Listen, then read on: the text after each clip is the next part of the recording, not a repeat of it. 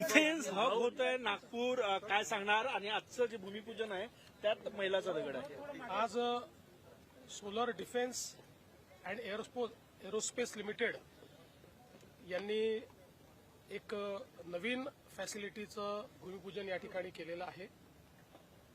विशेषतः UAV आणि robotics याच्यामध्ये इथे काम होणार आहे. डीप टेकमध्ये आपल्या क्षेत्रातली ही पहिली इंडस्ट्री आहे आणि विशेषतः भारताच्या डिफेन्स कॅपेबिलिटीमध्ये एक प्रचंड मोठी वाढ या युनिटमुळे होणार आहे. आपल्याला माहिती आहे की आता संपूर्ण लढाई ही ड्रोन्सच्या आधारावर होते आणि हे जे काही UAVs आहेत त्याचं ऍडव्हान्स व्हर्जन हे इथे तयार होणार आहे.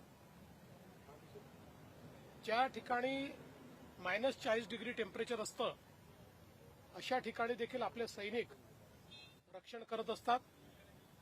पण आता त्या ठिकाणी रोबोट्सच्या माध्यमातून देखील आपल्याला रक्षण व्यवस्था उभी करता येईल अशा प्रकारचे ऍडव्हान्स रोबोट्स हे देखील या ठिकाणी तयार होणार आहेत. त्यामुळे मला असं वाटतं की डिफेन्स आणि एरोस्पेसच्या क्षेत्रामध्ये आजची ही जी इन्व्हेस्टमेंट आहे ही एक प्रकारे मैलाचा दगड ठरेल हा मला विश्वास आहे. आणि सोलर इंडस्ट्रीनी यापूर्वी देखील आपल्या देशाच्या डिफेन्सच्या क्षेत्रामध्ये या ठिकाणी ड्रोन्स असतील, अँटी ड्रोन सिस्टीम जी जगात नाही अशा प्रकारची अँटी ड्रोन सिस्टीम ही सोलारने आपल्याकडे तयार करून दाखवली. पिनाका मिसाईल्स असतील, वेगवेगळे ज्या काही नवीन गोष्टी आपल्या डिफेन्स करतायत त्या सोलारने केल्या आहेत.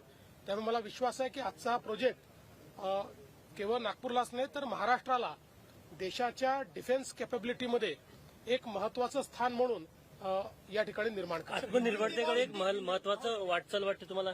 निश्चितच ही आत्मनिर्भरतेकडे एक महत्वाची वाटचाल आहे.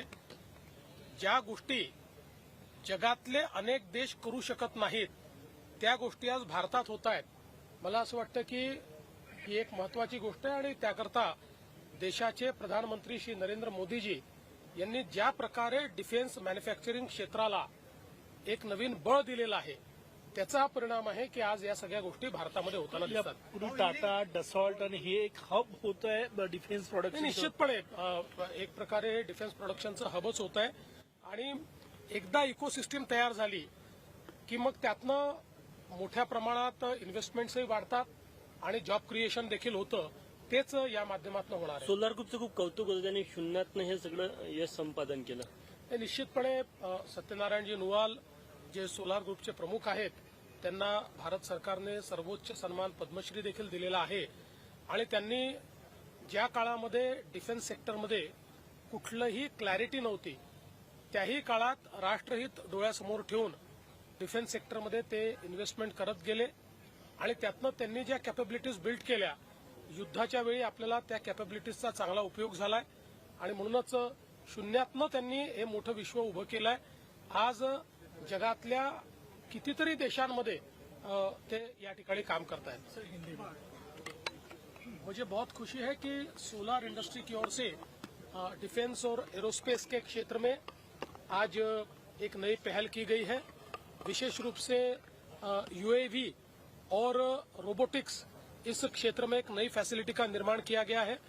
एक बहुत ही state of art deep tech का उपयोग करने वाली अपने आप में पहली फैसिलिटी होगी और हमारी सामरिक ताकत को बढ़ाने का काम ये फैसिलिटी करेगी.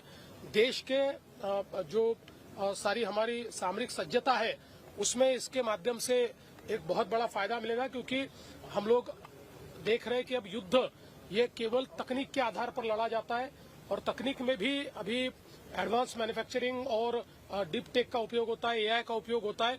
वो सारी चीजें पहली बार यहाँ पर नागपुर में हो रही है.